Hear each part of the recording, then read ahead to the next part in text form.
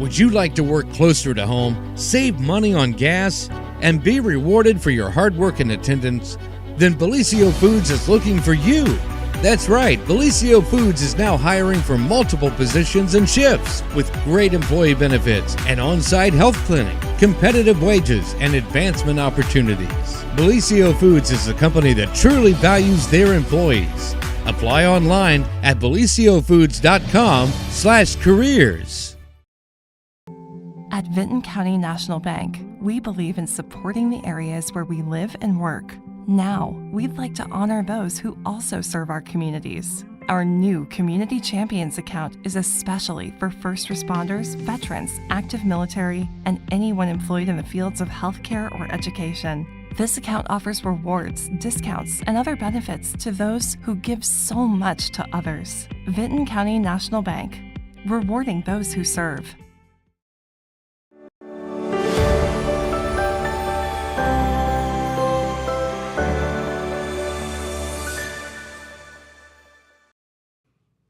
Happy Monday, everyone. It's a beautiful day. Pete Wilson is here. All is good with the world. Mm-hmm. Welcome to the show. Right. October, 80s in October. How about that? And it's the 2nd of October. Can you believe that? Okay. There's no frost on the pumpkin yet, is there? No, there's not. And I don't really need that, by the way. I know. Like, I think it was sometime this weekend. I can't remember which day. I woke up and it was a little tiny frost, like just a little bit. And I was like, oh God, it's going to get cold soon. And I hate that. Right. But yeah, no, I know. Not today. Well, enjoy October and the Indian summer, whatever they call it, while we have it, and worry about what's coming later. Don't borrow trouble. It'll get here soon enough. Right. It's coming whether we like it or not. Right. So enjoy every day like this. You know when you know that summer is over, the first time you go out and you have to get frost off the windshield. Yeah. I bet you that'll happen before the end of the month. I'd say that I will give you 100% odds on that. We've been in the high 40s. Maybe one of these evenings when it got a little cool. Yeah, we'll see. Okay. But anyway, Pete Wilson's here. We're going to do some news this morning. Always look forward to that. Right. And letting us know what the heck happened over the weekend. Lots of stuff. We have some weekend stuff. We got to start off with kind of, Mondays sometimes are humdrum or whatever. Well, we've got two very noteworthy events, proceedings going on today. We've talked about them before, but we're going to talk about them again because it's today and they're open to the public. This isn't something that's just going on that you have to read about or hear about later from people who were involved. These are public events, and the people involved very much want the public to attend because it's going to be a benefit to the public in different ways. First of all, in a very short time, it's going to be actually 10 a.m. this morning over at the depot in Wellston. The VA from Chillicothe, the VA folks from Chillicothe, and we're talking about some of the higher ups will be there for sure. Yes. Plus Mayor Anthony Brenner of the city of Wellston and other folks from the city of Wellston. They are going to be there to publicly announce the coming of what they're calling a VA medical mobile unit that will be stationed at the depot once a month on the first Monday of every month. This is such a wonderful thing for our area. Right, and it's going to be able to do some services. Yes. That where you won't have to drive to Chillicothe or somewhere farther to get. Now, what they're saying right now, and maybe more information will come out because our Jeremiah Shaver will be there to get all the information. First of all, you can, if you're a veteran, you can enroll for VA services, which is always the first step. That is, and sorry, I didn't mean to hijack your article, but I know that when Alan was in here the other day talking, he said that they've opened some services up, so more people are eligible now. So even if you've been denied in the past, perhaps you're more eligible now. So it's always worth that ask. Always need to keep checking. And of course, you can work with the local Veteran Service Office here, Arnold Tripp and Jennifer Pittman in downtown Jackson. They are definitely a referral agency for what the VA can do for a veteran. And I'm told you'd be surprised how many veterans don't know what they're eligible to get. Correct. And they leave it on the table. Got to ask. My gosh, you don't want to do that. But some of the other services, some primary care services, routine labs, vaccines, the sort of thing, that you don't want to pass up, that's obligatory, required, or highly recommended. But it's going to be there once a month, always on the first Monday of the month at the depot. They call it the VA Medical Mobile Unit, and they're going to actually launch that medical mobile unit at 11 a.m. At 10 a.m., there's going to be a grand opening event to celebrate it. There will be guest speakers. There'll be refreshments there. As I said, VA speakers will be there to provide information, make statements. I know Wellston Mayor Anthony Brenner is scheduled to be there as well. This came up at the last Wellston City Council meeting. I know Wellston City officials feel it's really a good thing for the public, not only in Wellston, but the Jackson County public, Vinton County public, who are so closer to services, these limited services that are available versus driving to Chillicothe. So that is at 10 o'clock this morning. We'll have coverage from Jeremiah Shaver there, and we hope to have that covered in our Wednesday paper. Such a good thing. More details. Later on today, I'm going to be heading south to Oak Hill, and they are going to have a dedication ceremony and a ribbon cutting for the new refurbished ball field there at Oak Hill Elementary School. Yes. This all made possible by a $50,000 grant through Major League Baseball and Scott's Turf. Only 3 of them were granted in the whole country, and one of them went, crazy? That is great, to the Oak Hill Recreation League. Yes. And of course, Corey Ruby is the president of that league. I think he spearheaded this. He is, of course, happens to be our play-by-play broadcaster for Oak Hill Sports. So I know that he and other people, and resident beekeeper warden guy. He does that. He does that too. He needs something else to do. Busy as a bee. Busy as a bee. That's right. Pun intended. But pun was intended there. But once again, this is open to the public. As a matter of fact, they want the kids to come because they're going to get a chance to take part in a clinic after be so cool after the proceedings. But how the schedule goes, there's going to be a dedication ceremony at 5:30, followed by a ribbon cutting at 5:45, and that will be at the field there. This was a T-ball field, which has been improved to where it is now a regulation 10U field that I believe can be used for both baseball and softball. And after the ceremonies and the ribbon is cut, ball players are going to be there, boys and girls, youth, from 6 to 7 p.m. for a clinic that will feature, some former professional ball players and people who really know what they're doing. Of course. And that'll be a thrill for the kids, let alone the instruction that they get. Absolutely. But the celebrity that is going to be there, and this really is a great sports story, Jennie Finch is going to be there. Jennie, there she is there. Jennie is probably, arguably, did some research to make sure I wasn't going too much out on a limb, but she has proclaimed to be the greatest women's softball player in American history. And that is through the Olympics. She led the American team to a gold medal one year, to a silver medal another year. She played in, I believe, several Olympics. After that, she played professional softball. I didn't know that there was that, but there is. And she hasn't been retired all that long. I believe she's 43 now, but she is now obviously a representative. She lives in Arizona. She's obviously a representative for Major League Baseball and Scott's Turf on this field renovation program. That is a way, with the support of Scott's Turf, that Major League Baseball kind of pays forward to the kids who are playing baseball today. Their future players. And softball today, for that matter. Right. So all that will be taking place tonight. We'll be there to cover it and hope to have that coverage, in an upcoming such a fun newspaper. event. So all that's today. Once again, opening ceremonies, dedication, launching of the VA medical unit at 10 a.m. over at Wellston with the actual mobile unit operating starting at 11, and then the dedication ceremony and ribbon cutting for the new ball field, the renovated ball field now, much improved ball field down in Oak Hill at the elementary school at 5:30 and 5:45 p.m., followed by the clinic. All right, I'm going to tell you about another good news story. This happened in the middle of the week, and we didn't tell you on Friday because there was so much to tell you about. We featured this on our front page Saturday.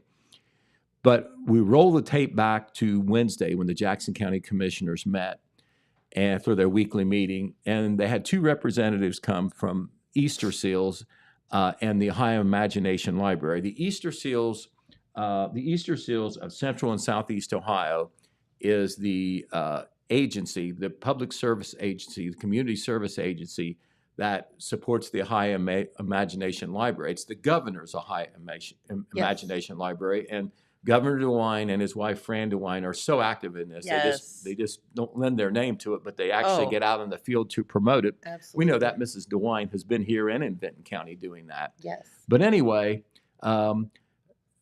the lady, Lisa McCarty of the Easter Seals, and Debbie Canner, who is an Oak Hill area resident and also a wheel for the Ohio Imagination Library, they came to talk to the commissioners about ideas for funding for the next year because their current level of funding to support the Ohio Imagination Library is running out this year. Okay. And so they were basically coming to ask the commissioners, as county leaders, where might we go for, local money? Who might we ask? And, could we have your support to try to get it? Well, the commissioners felt that's wrong picture there, Dylan. The commissioners, go back to that. There you go. The commissioners wanted to not only support what they were doing, but they actually decided to give $20,000 of county money to the Ohio, to the Jackson County Ohio Imagination Library. That is so fund. good. That will be stopgap funding that will allow the Ohio Imagination Library program, the local part of the money anyway, to continue for another year. In the meantime, this will give Easter Seals and the Ohio Imagination Library rep, that is Debbie Canner, a year to look for funding past this year. Local aid, it could be a number of funding sources or whatever. I think that they were given some ideas by the commissioners, but the commissioners giving $20,000. Wow. Thanks, guys. Which is not something normally you would feel that the commissioners wouldn't do, but they have the money available and they feel it's one of the best investments that they can make in the public and in youth and in the cause of youth literacy. The Imagination Library is it's just such an amazing deal, and I hope everybody signs up for it, but that's a good one to, as far as I'm concerned, that's a good one to jump on board with. Right. Well, in Jackson, 58% of the children in that age bracket, and they say it's so important to read at that age, yes. Before you're in school or just as you're entering school. Yep. And, it's very important to be read too before you're able to read yourself. I hear that time and time again. But 58% of the kids in Ohio benefit from the Ohio Imagination Library, even more so in the local area. 71% of Jackson County kids are involved in the Ohio Imagination Library, 68% in Benton County. So we're doing real well down Love here. That. So we didn't want that train to stop because of money. But this is, the Ohio Imagination Library. If you go back before the state got involved, this was something that the great Dolly Parton started. She's still behind. She's made not local stops, but she was in Columbus, I believe. Yeah, not too long ago to support some of the local library people were up there for that. Yeah, Roger Donaldson got to be in the same room with greatness. Right, I was very jelly about that. He was there, but the Dollywood Foundation charges Ohio, we'll tell you how this works, charges Ohio $2.20 a book for books for the Ohio Imagination Library. Jackson County pays $1.10 per book, so that's half of the cost. That's where this local money from the commissioners will come in to keep that going. This had been covered by Easter Seals and the Ohio Imagination Library local partner.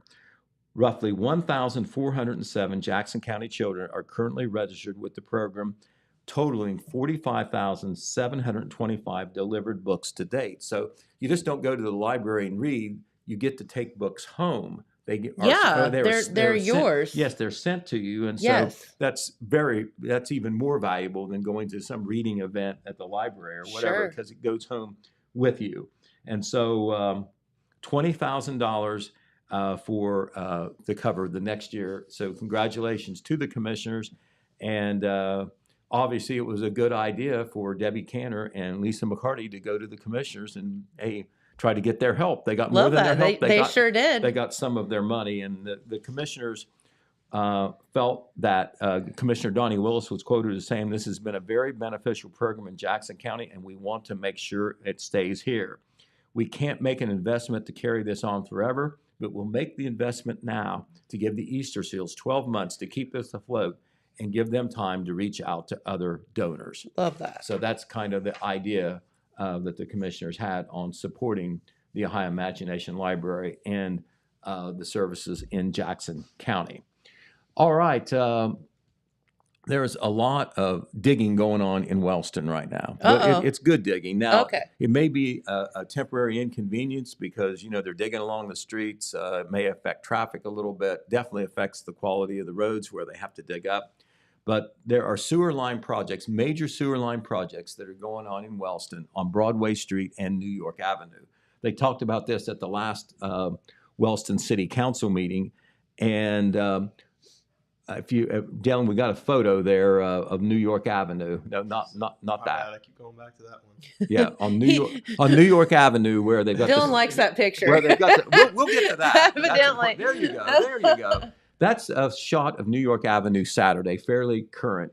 As you can see, they've got the big sewer pipe laid out there. You can see next to the sewer pipe where, the street has been excavated there, ready for the pipe to go in. But what they're doing on New York and Broadway Street, those are two of the main streets in Wellston, residential streets as well as major thoroughfares. They are putting in new sanitary sewer lines and new storm sewer lines. Okay. Aging sewer lines in both cases, and also this will help separate and eliminate what is a major problem in aging sewer systems, and that is called infiltration. That is where stormwater gets into the sanitary sewer line system, makes it work harder, makes it more expensive because you're treating stormwater instead of sanitary water. And this happens everywhere, happens because of hookups that weren't done right or illegally, happens because of leaks, and it happens just because of runoff and so forth. So the good news is that those projects are moving along. They've been going on for some time, and they hope to have the sanitary and storm sewer work done on both streets this month, and they hope in November to do paving. They're crossing their fingers there because, you can't pave when it gets too cold.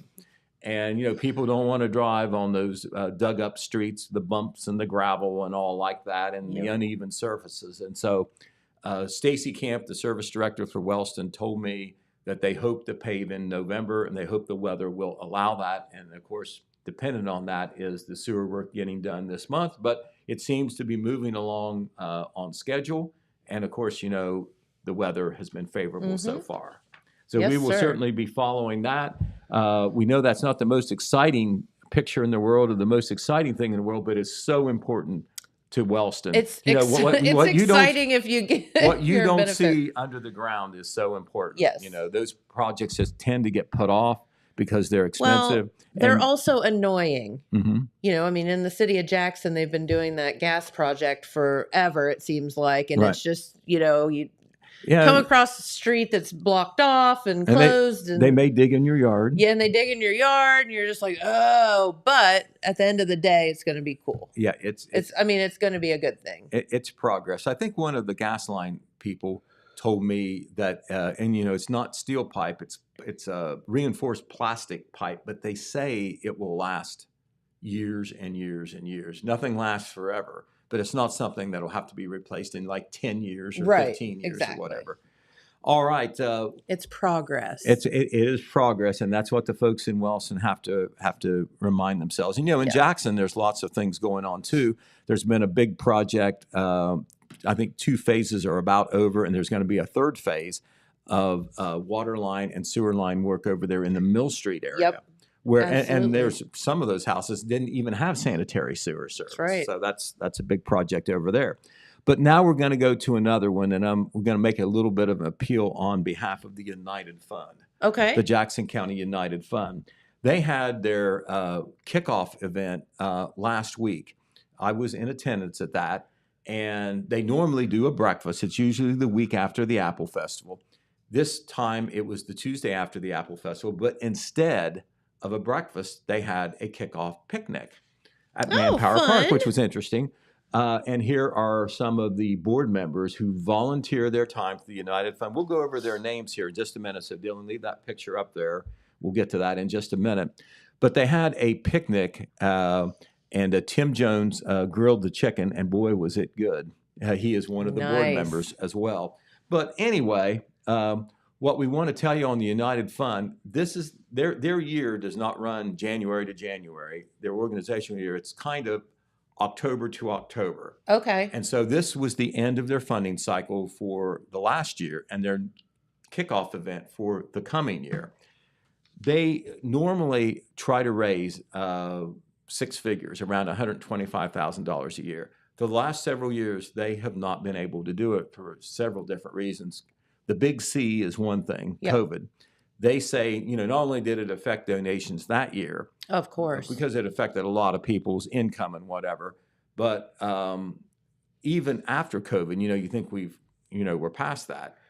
Donation levels have just not come back to where they once were. A lot of people are still struggling. Yeah, they were hurt bad. Another thing, which we won't dwell on too much, but just so you know, another problem they have, a lot of the money the United Fund gets is through employee deductions at some of the larger employers. Yes. You mark and say, yeah, I want to do this to the United Fund, and they do a payroll deduction, and it adds up. They don't do it at a lot of the small businesses or whatever. I guess they could, but they count on, some of the larger employers to do this. Well, some of those, the way it's set up has changed. Okay. And the larger employers give the employees a chance to do payroll deductions, but they can decide to give to a different charity other than the United Fund. It used to be almost completely the United Fund. Gotcha. And so they've lost some money that way, in addition to the fact that there isn't as much giving.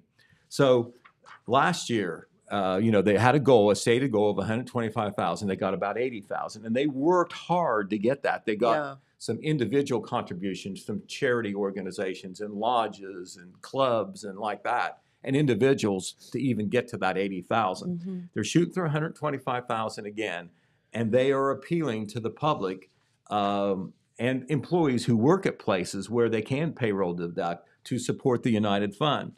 In case you didn't know, the United Fund supports 23 different agencies. Most of them are locally based, but they also provide local services. I'm going to tell you what they are real quick. The American Red Cross, Salvation Army, Community Assault Prevention Services, the Boy Scouts, the Jackson Food Program, better known as the Food Pantry, the Jackson County Board of Aging, the YMCA, COAD RSVP of the Ohio Valley, the Oak Hill Recreation League, Warriors for Christ, the Jackson City Recreation Department, the Southern Hills Arts Council, the Fuller Center for Housing of Jackson County, which is the new beneficiary after Habitat for Humanity. They do the same thing. JVAC Industries, Lillian Jones Museum, Jackson County 4-H Advisory Council, Truth Sports, Oaks United, Make Wellston Beautiful, My Brother's Place, Jesus in the Hills, the Oak Hill Food Pantry, and Jaffe. Now, are those some good organizations? They're all great, and all local organizations helping local people. Right, and some of those organizations have counted on the United Fund for some of their mainline funding. So when the United Fund does not bring in as much money, the checks that the United Fund writes are smaller.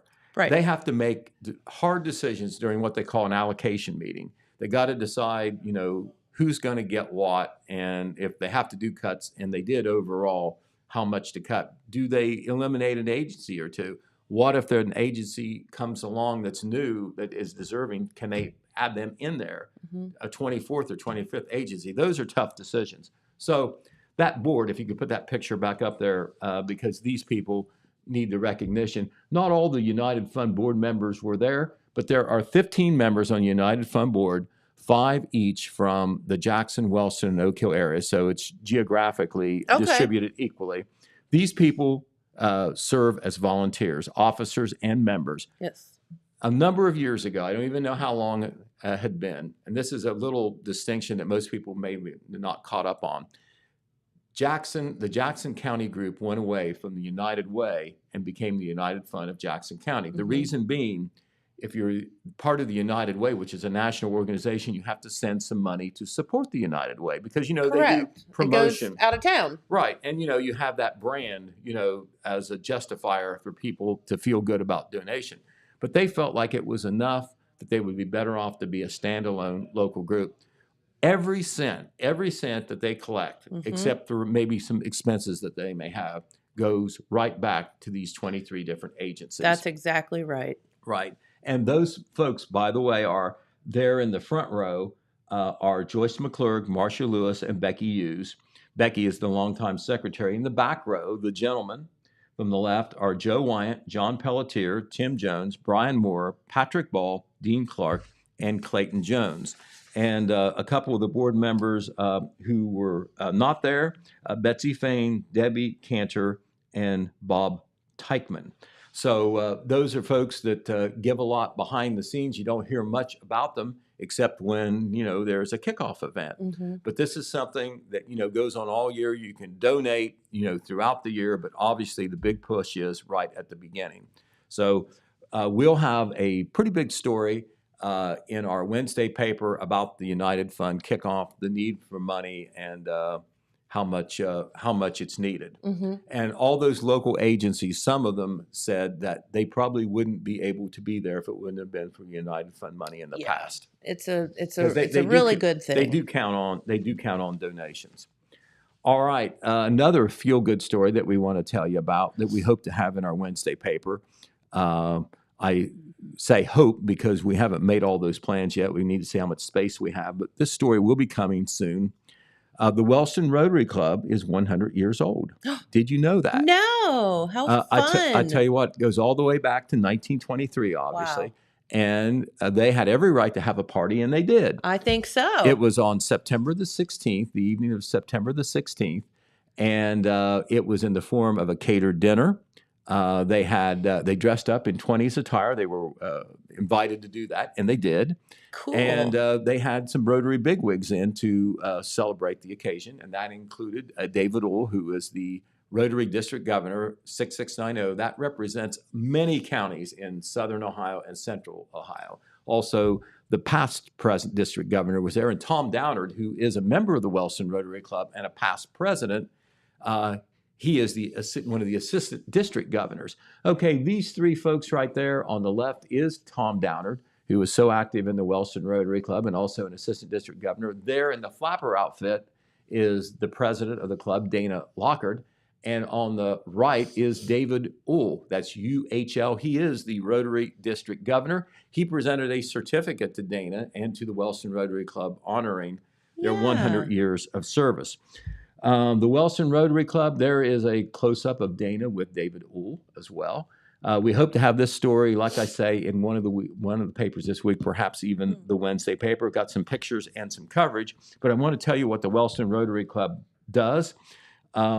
Like a lot of the service clubs, they were hit hard by COVID, lost some members there when they weren't able to meet. Absolutely. But they're back on their feet, and for a relatively small group, they do a lot. That didn't result in them pulling back on their service to the community, but they support the youth in the schools with an elementary literacy project, which supplies take-home books to pre-K through second grade students in the Wellston City schools. Sounds a lot like what the Imagination Library does. They also do multiple scholarships to Wellston High School graduates every year. They do a pancake dinner that supports the senior citizens. That is coming up later this fall. This Friday, they're going to do a bean and chili dinner from the parking lot of the old Gold Line pub, sports pub. And that money is going to support Rotary International's Polio Plus. That's the Rotary International project aimed at eradicating polio in the world. And I didn't know whether you know this. There's very little polio left in the world, and a lot of it has to do with the Rotary. With the Rotary and what they've done. Yes. So that's what the proceeds from the dinner this Friday will go for. They also do the Field of Heroes on Memorial Day weekend. That has turned into a wonderful project. What a cool thing. Patriotic display. It's a fundraiser, but it also honors military heroes, community heroes, because the money comes in because the donor, the sponsor, supports a flag in the honor of that particular hero. So cool. Last year they had more than 200 flags. It just blew my mind away that it's been that popular. Dorothy Riepenhoff is kind of the person that made that happen. So the Wellston Rotary Club meets the first and third Wednesday of each month at the Grace Baptist Fellowship on New York Avenue in Wellston. They invite new members, of course, and they invite you to support their events because their events and their club supports the community. Of course, they also do the Wellston Rotary Show. That's in the right. spring. The next show will be the 70th one. It is their signature event, and they will definitely be doing that again. That's awesome. All right. I think also, since we toasted the Wellston Rotary Club, we ought to toast the kids in the Jackson City schools who got perfect scores on the state test last year. They were honored. Would that have been you, Pete, in school? Oh, no. My goodness. No. I thought I did all right, but I wasn't perfect. But Dylan, if you could tee those up, these are the kids who got perfect scores on the state test in the Jackson City schools at the elementary, at the junior high, or the middle school and the high school level. This one gentleman here is in the middle that you're looking at the picture now. That is Hunter Hall. He is actually Westview Elementary. He is one who was not honored at a past meeting when other elementary schools are, so they wanted to come back and honor him. And he is pictured there with teacher Jody Fell on the left, and on the right is A.J. Graham. He's a Jackson High School senior. He is the student liaison, the student representative to the board, a great honor, and he's doing a great job doing that. He's also a captain of the football team. But congratulations to Hunter Hall, who had a perfect score on the ELA state test last year. That's English Language Arts. Okay, we also have the Jackson High School and Middle School group. Let's see, this would be the middle school group who achieved perfect scores. From the left, you have Maya Adams, who was perfect in 7th grade math. Then you have Jackson Middle School teacher Kim Riggle, who was the teacher of some of these students. Then Mason Shepard, who scored in 7th grade math, perfect score. Then you have board member Dr. Brian Morris behind. You have Diggin Evans, who was perfect in 8th grade science. Then you have Board of Education member Kim Harless. And on the far right, that's Jace Deddy, who was perfect in 6th grade math. My hat is off to all these kids, but especially those kids who did it in math. Gosh, talk about a poor struggling kid in math. That was me. Yeah. Arithmetic was okay, but when we went to, the letters A plus B equals C plus D. When they add those letters in there, it gets real confusing. In parentheses and all that. Yeah, I had trouble seeing the practicality of it. And but anyway, that doesn't matter. I feel you, brother. All right. And then the high school group is next. And there they are. From the left, you have teacher Adam Jones. Then you have Marcus Noggle, who had perfect test scores in American history. Then you have A.J. Graham, the student representative, who I believe is a potential valedictorian for the high school. Nice. I don't want to jinx him, but he's in line That's for right. it. Then you have Isaiah Stewart, who also was perfect in American history. And then you have Board of Education member Pat McDonald as well. Not pictured is Ryan Lefevre, who was perfect in geometry. And please. Yeah, geometry. He had a soccer match that night. So he wasn't able to be there. And I left off Emma Webb. I'm sorry. She's right in the middle in the white. She scored perfectly in American history. Then Isaiah Stewart, and then Pat McDonald on the far right. He is a board member. So congratulations to those students. Their pictures were in the paper, by the way, for you last Saturday. Congratulations to them. Okay, as long as we're kind of saluting good things going on in the schools, I want to tell you about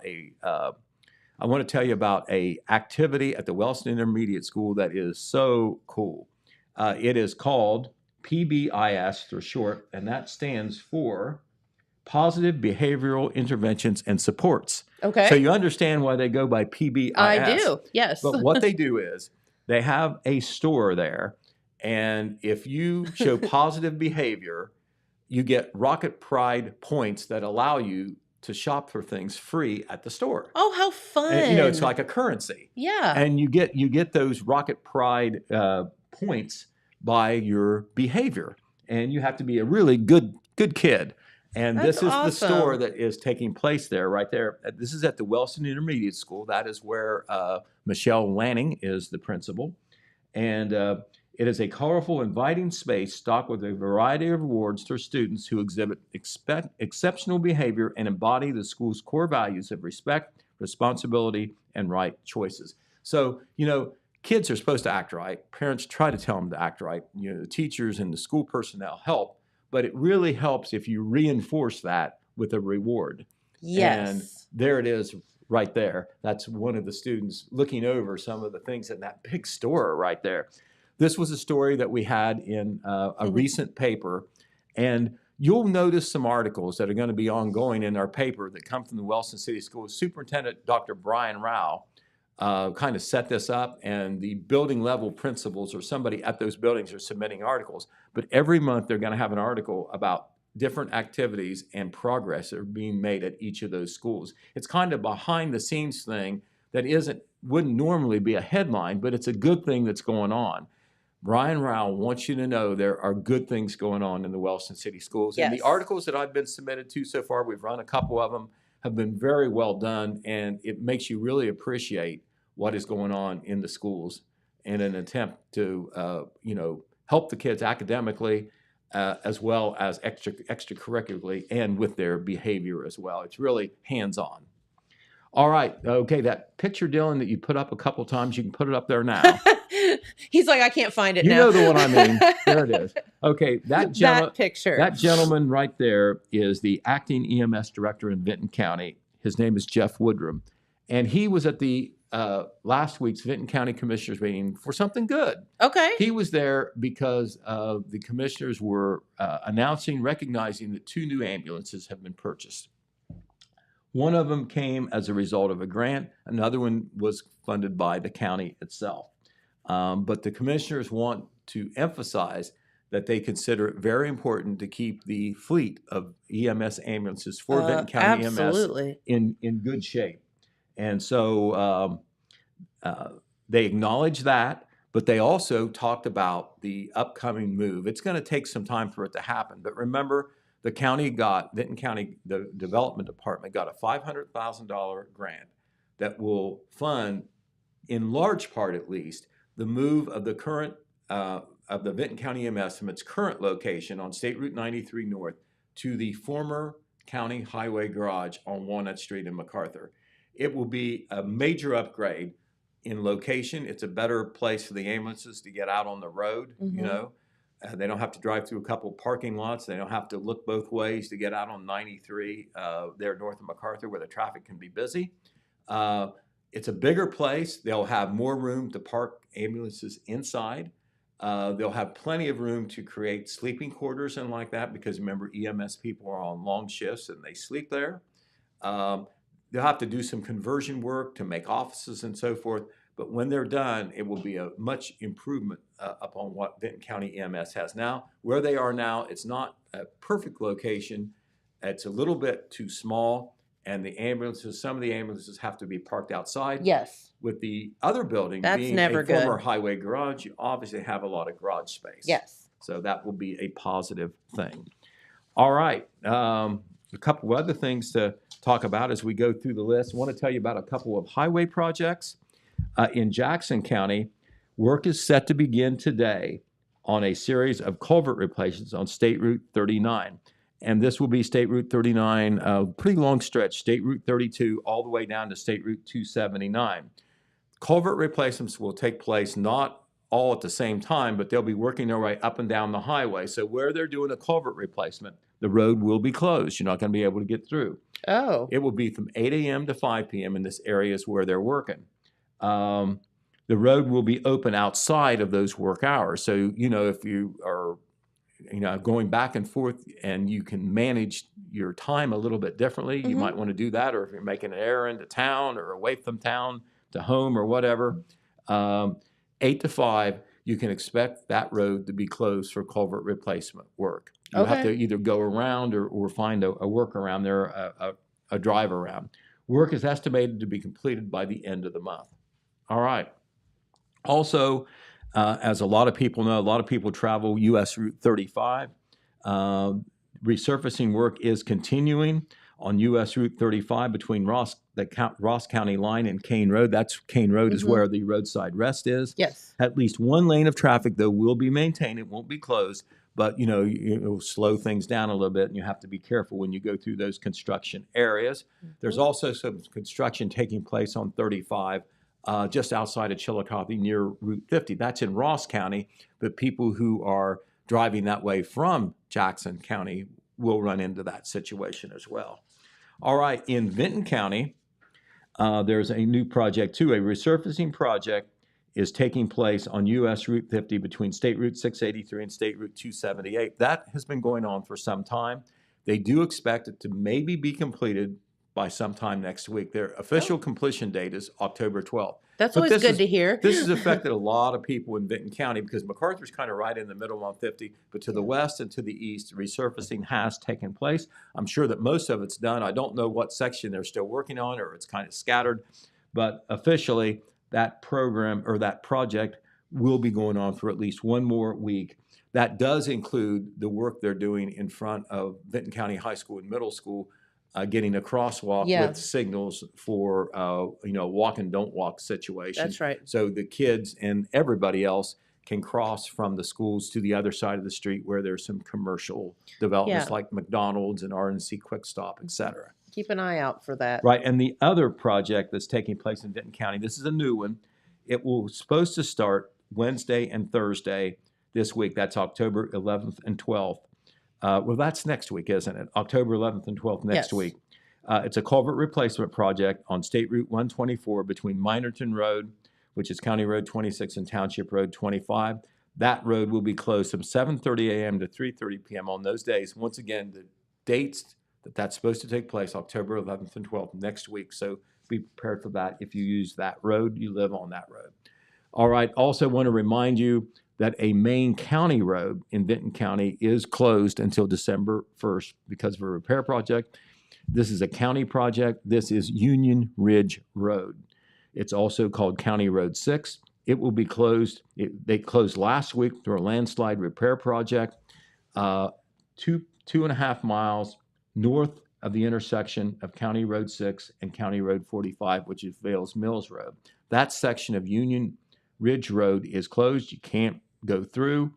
Local traffic will be maintained north and south of the project site, but where they're doing the work, it's not one lane. You can't get through. You have to detour, and that is expected to take place, that work, until December 1st. So that is a big one that affects traffic on Union Ridge Road in Vinton County.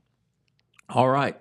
Last Saturday, Red Thompson Jr. was down at Davis Stadium for the big Oak Hill Band Show. 8 bands down there for the 18th annual Oak Hill Band Show. And we'll have a story with pictures on that, but Red Thompson hustled us up some pictures from there because we had some local bands involved. That is the Jackson High School Band, which you might guess, at Davis Stadium performing. But also we had the Oak Hill Band, the host band, and we had the Vinton County Band as well. There they are coming on. That's what they call the parade of bands, where they all come on the track at the beginning, and then they each do individual shows for however long that takes. But a big crowd. It's a good fundraiser for the band program. And these band shows the band is not the sideshow or the halftime show for these things. And so very important. And, the bands missed, the Oak Hill bands missed a couple of public performances because of the football situation. So I'm sure this was nice for them. Bryce Werntz, the veteran director there at Oak Hill Bands, does a great job. And Ryan Hurd had the Jackson Marching Ironmen there, and Sam Kugel, director at Vinton County, had the Marching Vikings there. We'll have pictures and story coming up as well. All right, we want to tip our hat to a gentleman who passed away last week, and he does deserve some recognition. Clyde McCoy Jr., age 100. There he is right there with a plaque that he was given. He was one of our county's last World War II veterans. I don't know how many we have left. I don't know whether he was... Not very many. He may be the last one, but 100 years old. He passed away on Thursday, September 21st. He had these, the funeral services and all that last week. He was a proud World War II Navy veteran, a member of the American Legion for 70 years, and he was a world traveler, an accomplished woodworker and carpenter who loved making gifts for his family by hand. Also, he retired from the DT&I Railroad some time ago. So we want to tip our hat to Clyde McCoy and his family. I remember from going to different veterans events, Clyde McCoy Jr. would often attend those. He was proud of his veteran status, and he liked to go to the Memorial Day and Veteran Day ceremonies, and he was doing that as recently as a couple years ago. Wow. Once again, age 100. Unbelievable. That's so cool. Great. I want to tell you about some things that are coming up this week that are worthy of your attention. The Hope Methodist Church in Wellston, it's no longer the Hope United Methodist, it's the Hope Methodist. They do a free community dinner and lunch twice a month in Wellston at their church. Anyone can come. It's just not for church people. It's not for the poor and the homeless. It's for everybody. But it's a free meal. You can eat in, or you can even get delivery service, I think, close to Wellston. But this week, it's the dinner one that they're having. It will be from 5 p.m. to 6:30 p.m. How's this sound? Lasagna, salad, dessert, bread, and beverage. Pick up or delivery service. And the cost, a big zero. Oh, wow. The church is located at the corner of First Street and New York Avenue. They consider this an outreach and a service project, just a gift to the community. So it's a great thing they do. They do it twice a month. They do a really dinner nice. On one Wednesday, and then the other Wednesday, I think they do first and third, it is a lunch. Okay. So they hit both times, and the menus vary. Home-cooked food each time. Interesting program that Roger Donaldson has set up at the library on Wednesday evening. He always has some He's fun got something stuff going on, boy. He has a good one. 6 p.m., they're going to host author James A. Willis, who is going to do a presentation on Ohio's historic haunts.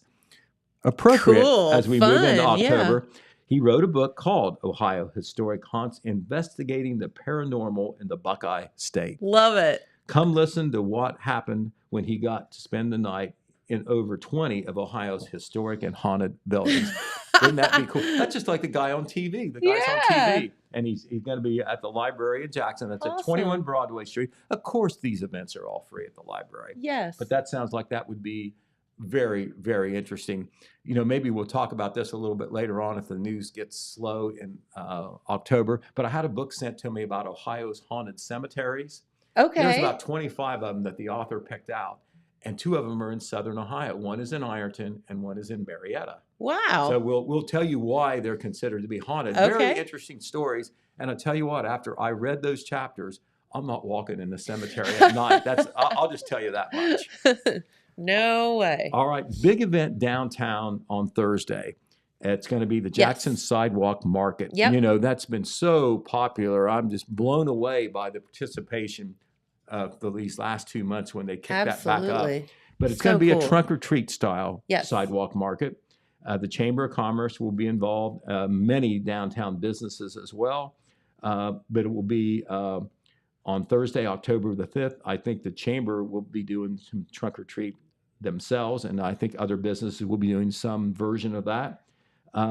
6 Cents Brewing and Tap Room and the Spot on Main, the Robin's Nest Cafe, Tea Room, and Michael's Ice Cream will all be participating in the event. So what are you going to be doing? Well, so instead of we're just doing it a little bit different this year so people can come into the brick and mortar store instead of setting up the trunk, like we did in the past. So just come on in. We'll have candy and some fun stuff for everybody. So. It's like trick or treat 3 weeks early, right? Yeah. Wow. Okay. Well, so it's like double duty. I have a feeling there's going to be a few people downtown. I think you're exactly right on that. All right. We told you about this. It'll be fun. We'll remind you about this. On Friday, the Rotary Club in Wellston will be doing their bean and chili dinner.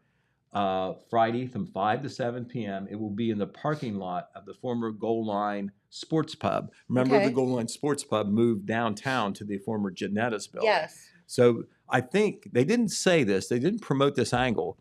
But I'm pretty sure that there is a football game that night at Wellston High School, and that's right across the street. That would make sense. So a strategic location there. Yes. But the meal will include your choice of navy beans or chili. Take your pick. Soda, water, and crackers. And there's not even a set price. They would like you to make a donation of $5, but that's a suggested donation. The proceeds will benefit Wellston High School scholarships and community projects. However, I was told by Dana Lockard that they've decided to designate the money for Rotary International and Polio Plus. Love that. All right. So it's going to go through a good cause, however regardless. they use the money. I tell you, another big event that has been so popular, I think this thing's been going on, maybe 10 years now, the Haunted Barn Friday at the Fairgrounds the Jackson County Fairgrounds. It starts this Saturday, and it will run this Saturdays. Thing gets crazy big. Through October. I mean, it is so popular. I've been there at different years, and they do a great job. It's going to be 8 p.m. to 11 p.m. On Saturdays in October, beginning this Saturday at the Fairgrounds. Admission is $15. All proceeds will go directly towards funding 4-H and FFA programs and fairground improvements. You can check out the Fright at the Fairgrounds Haunted Barn Facebook page for more information. Exactly. They work really, really hard on that, but it is a lot of fun. I tell you what, I know that those type of activities and attractions are popular everywhere. Are you a haunted house person? I've gone to a few of them. I'm not a groupie that looks for them all over the state and tries to hit them, but I do enjoy doing them. Dylan? Not really. Well, I told my story about being chased with a chainsaw as a young child, and I've never gotten over that. Didn't know that they didn't have a chain on it. I didn't know that was a thing. Okay. The chainsaw, right? Did you get scared by that? Well, yeah, someone chased me with a chainsaw when I was a little girl, but they didn't have a chain on it, but I didn't understand that it wasn't going to cut my leg off, and they were like chasing me with it. I've been scarred for life ever since. Have you seen the movie The Texas Chainsaw Massacre? I have. That's one of the ones I haven't seen, but that is always in the top 5 for scariest movies on the list. Yes. By the way, this is a nice promotion for Tri-City Theater, by the way.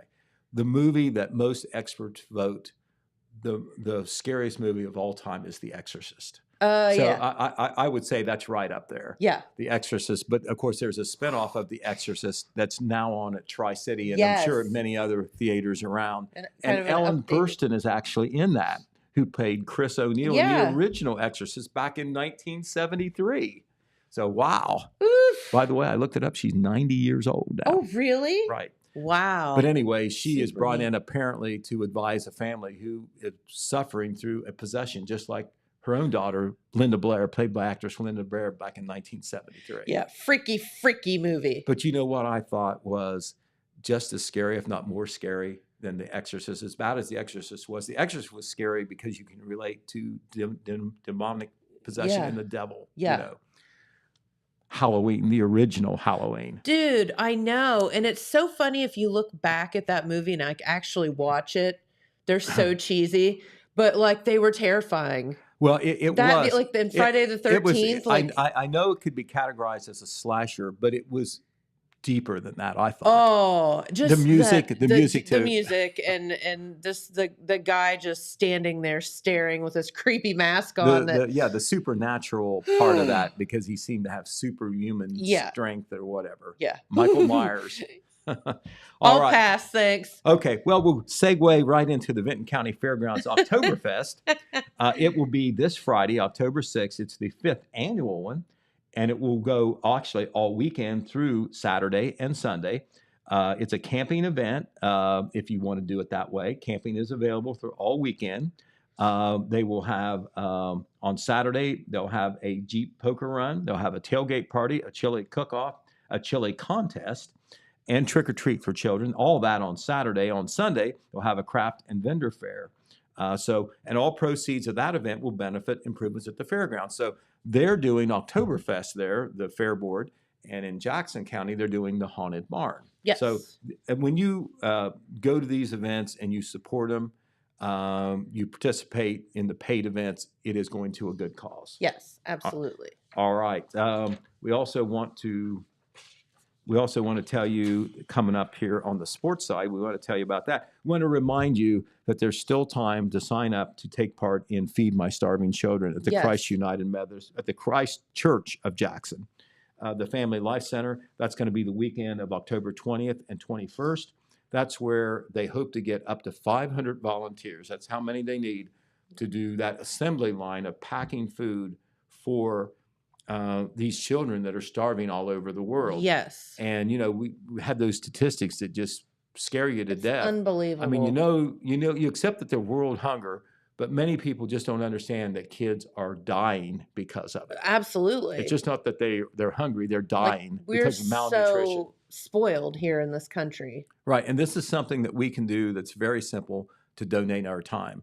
So, you can call the Christ Church at 286-3419. You can go on the Facebook, the Feed My Starving Children Facebook, get the local link, and there's a way you can register online. Mm-hmm. And you're talking about it can be just you, it can be a group of your friends, it can be a school group, club group, whatever. Mm-hmm. So you want to, we urge you to participate in that. Okay, on the sports side now, we have a little bit of time to cover that.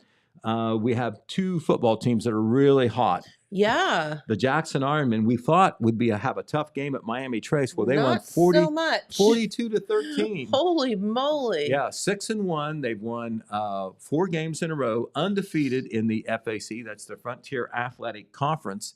And, we thought that Washington Courthouse 2 weeks ago might be the best team we play in the league. Then we thought it might be Miami Trace. Well, now it might be Hillsborough. That's who we play this Friday at Hillsborough. We're on the road again. Hillsborough is undefeated in the conference. They were supposed to be about a middle-of-the-road team, but looks like they're better than that. Okay. So Jackson had better watch out. They'll make the trip over there. If they win that game, they will be alone in first place in the FAC. If Hillsborough wins, they will be alone in first place in the FAC. The Vinton County Vikings, they're 6-1. They've won 6 games in a row. They defeated Soda Northwest on Friday, 33-0. Wow. They are just rolling up some big scores. Yeah. Coach T.J. Carper doing a great job. They are tied for first in the Tri-Valley Conference's Ohio Division. They play River Valley at home this weekend. River Valley's not won a game, so Vinton County's a big favorite. If they take care of business Friday, the next Friday they go to Nelsonville, York, defending champions. Both of those teams right now are unbeaten in the league, and that will be the big showdown game. Oh, my. Not this week, but next week. But got to play this week first. Yes. All right, you know what happens when you overlook somebody? That's 100% all the time. Speaking of the Nelsonville, York Buckeyes, they're a pretty good team. They beat Wellston last Friday. The Rockets lost 46-12. The Rockets had won a couple games in a row, and they're still, doing very well this year with a record of 3-4. Yep. Unfortunately, the Oak Hill Oaks weren't able to play last Friday against Wheelersburg because of their injury situation and not having enough healthy players, they feel, to play the game. Of course, this was a big discussion at the last Oak Hill School Board meeting. That story covered very well in our paper front page story last Saturday. As far as we know, the Oaks game this Friday is still on. It will be at Lucasville Valley. All right, and of course, all the football games are broadcast on the radio station and can be heard, on our app as well and on the internet. That's right. All right, we want to also tell you. I don't have it with me, but I'll go from my memory. The Jackson girls soccer team is doing very well.